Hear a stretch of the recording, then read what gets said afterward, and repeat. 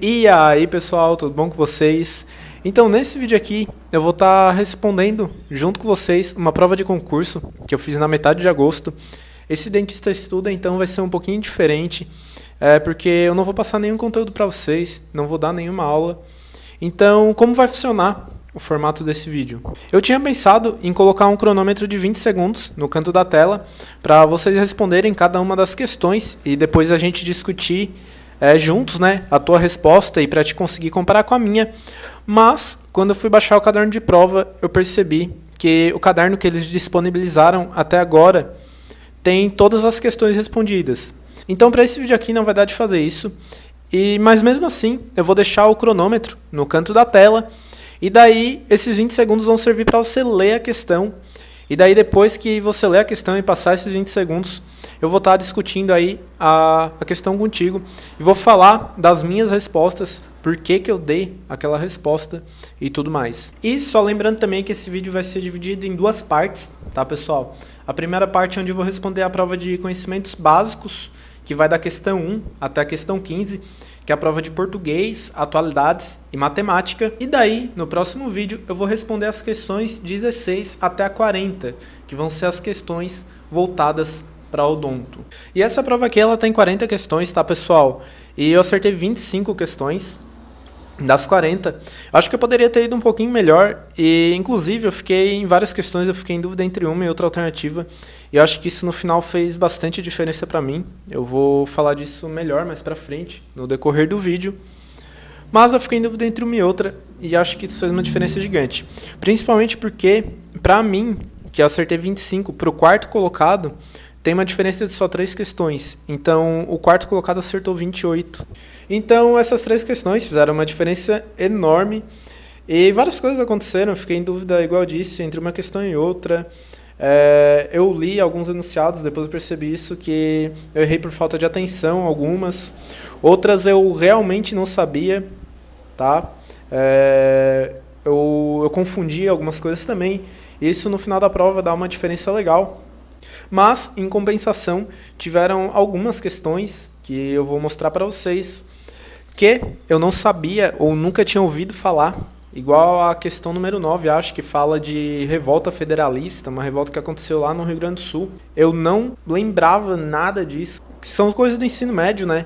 Mas eu não lembrava nada sobre essa revolta, sobre essa revolução. Mas, lendo o enunciado da questão e comparando as alternativas, eu consegui acertar ela. Então tiveram algumas sacadas aí que eu tive que foram bem legais. Eu vou estar mostrando elas para vocês nesse vídeo também. Então vamos lá, pessoal. Eu vou dar 20 segundos então para te ler o enunciado da questão e ler as alternativas também. E daí depois eu vou falar do porquê que eu respondi a questão do jeito que eu respondi, tá? Então essa prova ela não tinha textos muito grandes aí para te ler, mas em compensação a questão 1 é um pouquinho trabalhosa, porque é uma interpretação de texto da prova de português. Então eu vou dar 20 segundos, mas se demorar mais tempo para te ler, com certeza vai demorar para te ler o texto e as alternativas, tu pausa esse vídeo e continua lendo e depois responde junto comigo.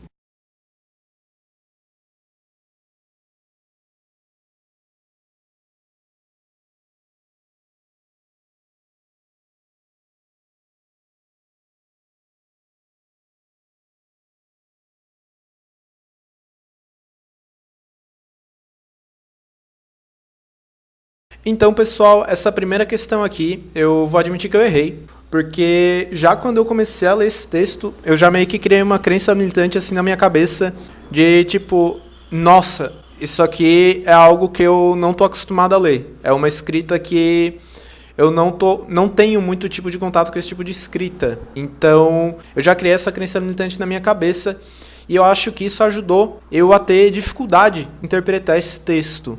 Então agora lendo ele com o segundo olhar, lendo de novo, eu acho que acertarei essa questão, mas vamos lá responder ela então.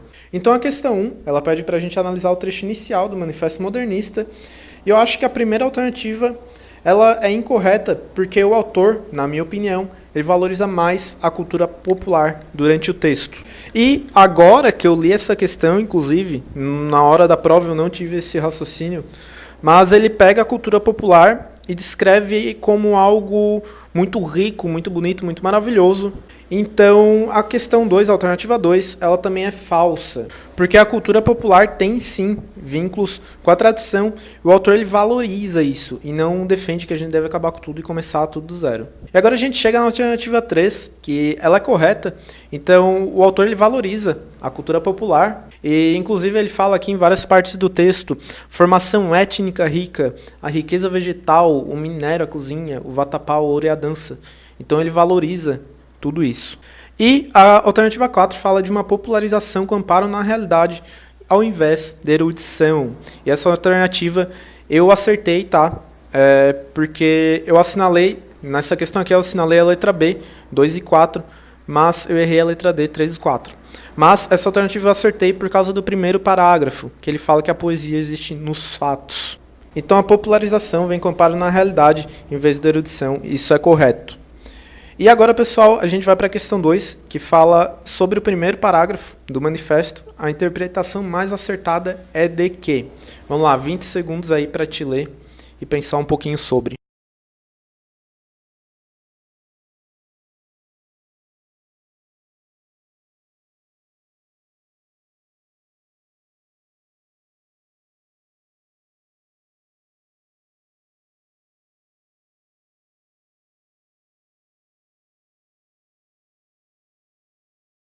Essa questão eu já acertei, tá, pessoal? Porque, igual eu disse, o primeiro parágrafo, ele fala que a poesia, né, a arte, ela existe nos fatos. Então, realidade e arte não são duas esferas distintas, como diz a letra A. A letra C diz que parece impossível traçar uma relação entre arte e realidade. E é exatamente o contrário, né, que o início do parágrafo fala. E o autor trata, sim, da questão de arte e realidade no início do texto, e a letra D é falsa. Então a correta aqui seria a letra B, realidade e arte são aproximadas, pois os fatos sensíveis não são só humanos sociais, mas também estéticos. Então foi esse o raciocínio que eu usei para assinalar a letra B.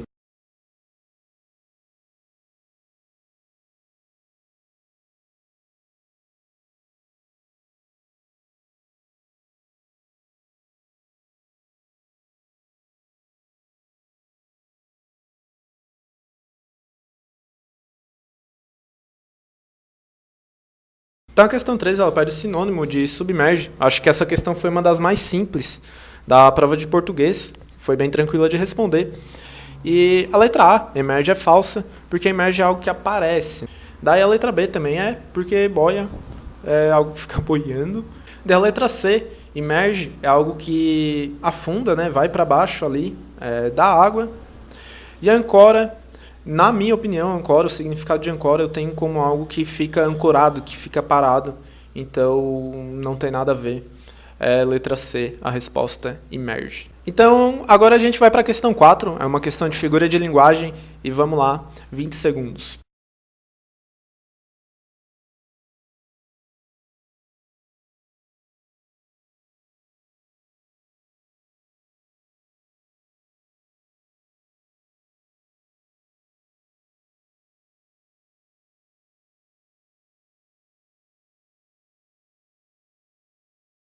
Essa questão aqui, pessoal, eu fiquei muito em dúvida entre letra A e letra B, porque figura de linguagem é uma matéria, é algo que eu aprendi no ensino médio, e eu confundi pleonasmo com eufemismo. Então, essa foi uma das questões que eu poderia ter acertado aí para fazer 26 pontos, e eu bobeei total. Então, essa questão estava muito na minha cabeça, e quando cheguei em casa já fui direto olhar qual é o significado de pleonasmo e eufemismo. E daí, quando eu pesquisei no Google, eu vi que o pleonasmo é algo redundante e que tu usa ele para enfatizar o termo que tu quer falar, né? Então aí a letra A é a correta. E o eufemismo é o contrário, tu usa ele para suavizar a expressão. Então, questão 4, letra A. Então, pessoal, a questão 5 ela fala do uso do hífen e eu não fazia ideia de como responder essa questão. Eu errei, porque eu botei letra A. Então agora eu vou dar uns segundinhos aí para te ler o enunciado e analisar as alternativas e depois vamos discutir ela.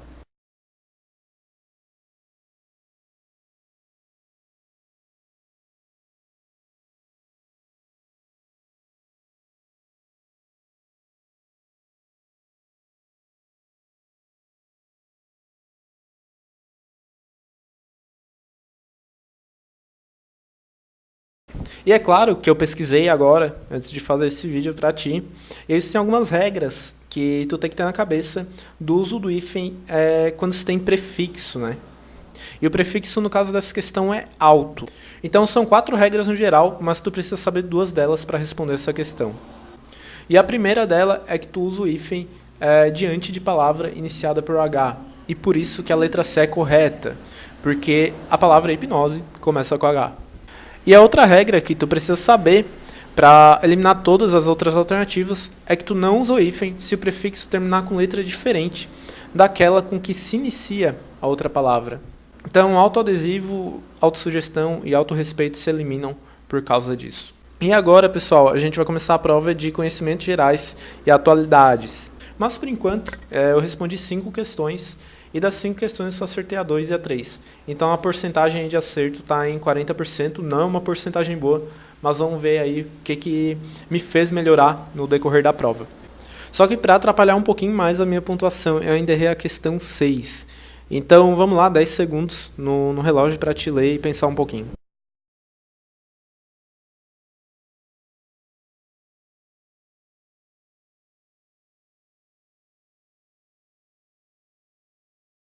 E eu tentei nessa questão raciocinar em cima do enunciado, porque eu não fazia ideia de quem tinha dito essa frase. E eu assinalei a letra B, que fala do químico sueco Alfred Nobel. E eu tive esse raciocínio porque a citação fala do estado líquido, de matéria, e daí eu associei com algo que eu aprendi lá na química no ensino médio. Mas eu viajei também porque a questão fala de uma sociedade líquida, e nada melhor do que um sociólogo para falar sobre sociedade, né? Então, eu não acompanho as obras do Bauman, eu conheço ele, mas não acompanho as obras, mas é algo que talvez eu pudesse ter raciocinado, então fica a dica aí pra ti, caso tu vá responder alguma questão parecida com essa. Então, questão 7, vamos lá, tá, pessoal? Eu vou dar um pouquinho menos de tempo no relógio, eu acho, porque as questões, por enquanto, elas estão um pouco curtas, então acho que para questões maiores eu vou dar 20 segundos e para as menores eu vou dar 10. Então, 10 segundos aí na tela.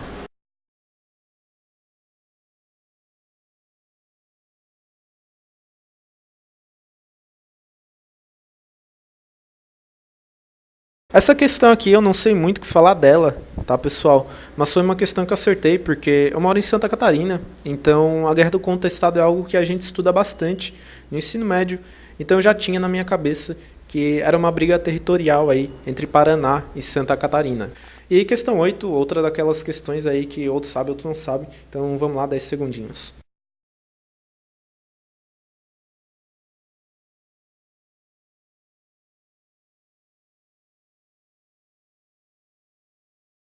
Essa questão aqui, pessoal, foi uma questão que eu fiquei muito chateado de ter errado, porque eu li várias questões no meio da semana, acho que uma semana antes de eu fazer essa prova, sobre o presidente do México, que o México tinha eleito, né, um presidente de esquerda e tudo mais. Isso me chamou a atenção e fez com que eu lesse algumas matérias sobre isso, mas eu não gravei o nome do presidente eleito. Então eu acabei assinalando a alternativa B do Daniel Ortega. Mas a alternativa correta era a letra C, Lopes Obrador. Eu acabei errando essa questão também. Então, por enquanto, das 8 questões que a gente respondeu juntos aqui dessa prova, só acertei 3. E é uma taxa de acerto bem baixa. Nem sei quantos por cento de acerto dá isso. Mas é menos de 50%. Então, isso não é suficiente nem de longe para ser aprovado. E talvez, se eu tivesse acertado mais umas 3 questões aí, eu conseguisse a segunda colocação nesse concurso, porque o segundo colocado acertou 29 pontos, e foi só 4 questões de diferença para mim. Então, se eu fosse melhor nesse início, talvez eu tivesse conseguido uma posição um pouquinho mais para cima aí. Então, a questão 9, ela fala das 3 pontes que ligam Florianópolis até o continente, e eu vou deixar o relógio aí na tela para você responder.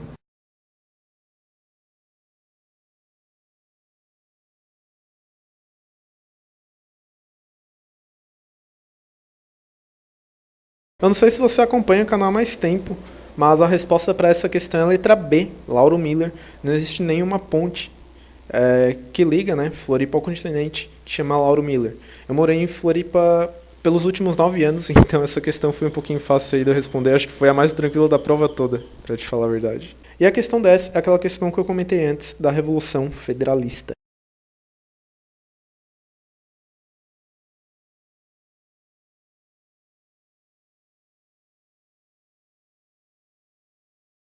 E eu não fazia ideia do que foi a Revolução Federalista, mas acertei essa questão também, tá, pessoal? E eu fiz isso só comparando o enunciado e comparando as alternativas entre si. Eu vou explicar como. Primeiro que uma coisa que eu sabia, que pelo menos eu tinha em mente, é que grande parte das revoltas e revoluções que aconteceram antigamente, elas iam contra o governo. Então, a letra B e a letra C, elas falam que o Partido Federalista e os federalistas, eles eram a favor do presidencialismo, da forma de governo republicana, e também a favor da política, né, que foi implantada pelo governo federal. Então, isso eu achei muito estranho e isso fez com que eu evitasse já essas duas alternativas, né. E a letra D é totalmente bizarra, porque ela fala que o movimento perdeu força no final de 83, sendo que no enunciado ela fala que o almirante Custódio José de Mello liderou a segunda revolta da Armada em setembro de 1893. Então, eu acho que por 83, eu não sei se o movimento já existia e tudo mais, mas se ele tivesse perdido força, eu acho que ele não duraria até 1893. Então, foi esse o raciocínio que eu usei. Então, sabendo que essas revoltas geralmente são opositoras do governo, e fazendo essa comparação aí dos anos do enunciado e da alternativa, já foi suficiente para eu ficar desconfiado aí e assinalar a letra A e acertar essa questão. Então, das últimas 10 questões, eu acertei 5, ainda está em 50%, é uma taxa meio baixa, porque se eu mantivesse essa taxa de acerto, eu acertaria só 20 questões da prova. Isso não ia ser suficiente nem de longe, né, para eu ser aprovado. Mas vamos para a prova de matemática agora, tá, pessoal? E, por incrível que pareça, a prova de matemática me trouxe muitas alegrias, porque eu sempre fui muito bom em matemática no ensino médio. Inclusive, foi a prova de matemática que me fez passar no vestibular também. E essa prova aqui, ela tem 5 questões de matemática e eu acertei todas. Então agora vamos para a questão 11, a primeira da prova de matemática. E se tu quiser resolver ela, pausa o vídeo e resolve ela no papel. Mas eu vou deixar aqueles 10 segundinhos aí na tela para dar um tempo para te pensar.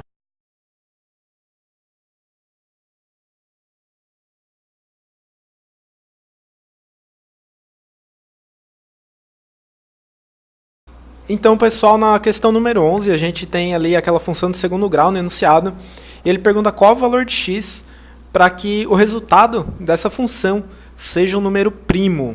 Então, tudo que a gente tem que fazer é ir substituindo os números que ele dá nas alternativas, tu colocar esses números no lugar de x, ali na função, e daí a gente vai ter os resultados que vão aparecer aí na tela. Eu fiz à mão, né, então não tá aquela coisa maravilhosa assim, mas tu pode ver que a gente chegou nesses resultados aí. Então, a letra A, o resultado deu 16, a letra B deu 48, a letra C deu 67 e a letra D deu 111. E de todos esses, o único que é número primo é a letra C, 67.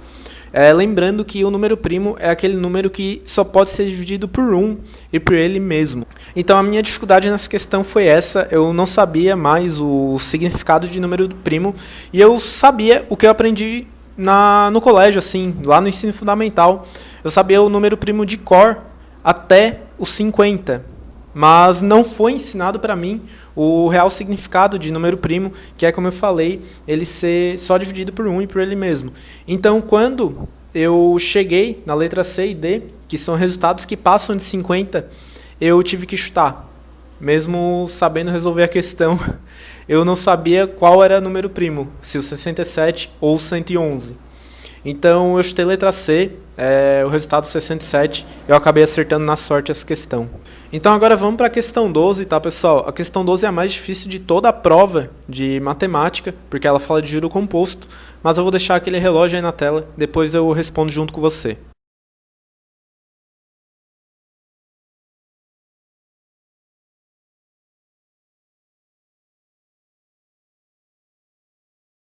Então, na hora, quando eu fui responder essa questão, eu não sei como eu respondi ela, tá, pessoal?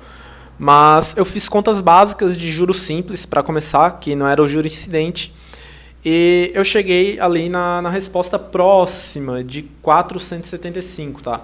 Então eu cheguei numa resposta que a juros simples, o resultado ia ser maior do que 472, então eu assinalei letra D. Esse foi o meu raciocínio na hora.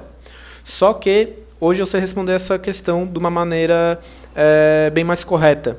porque eu comecei a fazer uma outra faculdade de marketing digital e a primeira matéria dessa faculdade é a matemática financeira.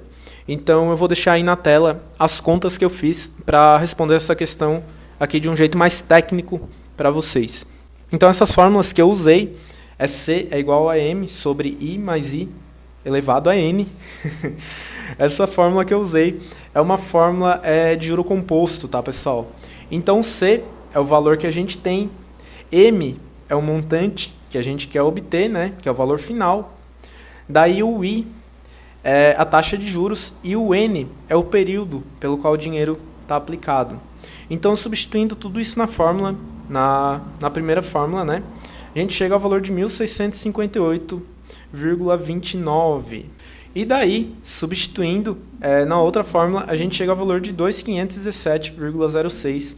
E somando esses valores, a gente chega na letra D, que é R$ 4.175,35. E só lembrando também, pessoal, que ele aplicou 40% do valor a uma taxa de 1,2 e 2.400 a uma taxa de 1,6. Então, as taxas dos valores são diferentes, por isso eu fiz em duas fórmulas separadas. Mas essas fórmulas elas podem parecer super complicadas, mas se tu estudar um pouquinho de matemática financeira, elas são bem básicas mesmo, assim. Então, agora revendo essa questão, refazendo ela para vocês, né, ficou bem mais fácil para mim de resolver elas, porque eu já estudei o conteúdo. E quando eu fiz a prova, eu ainda não tinha feito isso. Então, vamos agora para a questão 13, 10 segundos.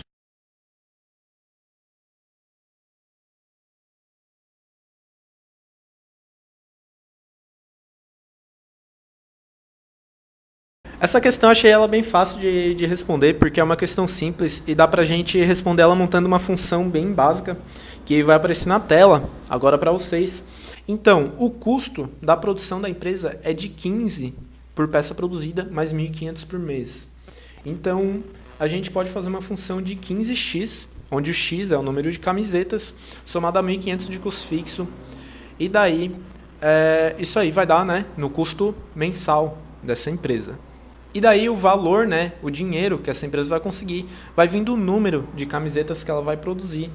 E ela vende cada camiseta por 40. Então a gente chega aí nessa continha aí de 40x, que vai ser igual ao valor que essa empresa vai conseguir quando vender as camisetas que ela produzir.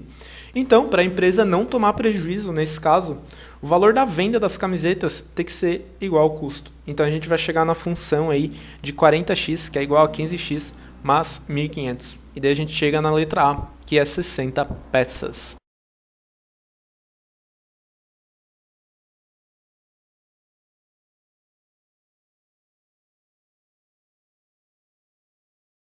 Então a questão 14 é uma questão de uma parte da matemática que eu adorava quando eu estava no ensino médio. E ela fala de probabilidade e progressão aritmética, tá, pessoal? Então progressão aritmética é aquela que a gente soma os valores. Eu não lembro, não sei explicar porquê, mas na progressão aritmética a gente soma as probabilidades. Então, em um baralho de 52 cartas, a gente vai ter 4 cartas número 8. Então, as chances da gente tirar uma carta número 8 é de 4 sobre 52. E também, nesse mesmo baralho, a gente vai ter 4 cartas número 6. Cada naipe vai ter um número 6. Então, a gente vai ter a mesma probabilidade de tirar 4 em 52. Então, como a gente está falando de progressão aritmética, a gente soma as probabilidades e a gente vai chegar no resultado de 8 sobre 52, que dividido por 4, chegamos em 12 sobre 13.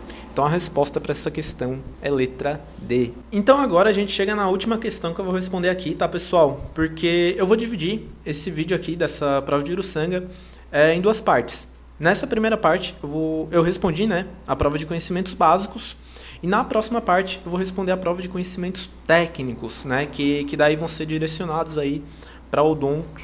E daí possa se interessar aí você que é dentista, né?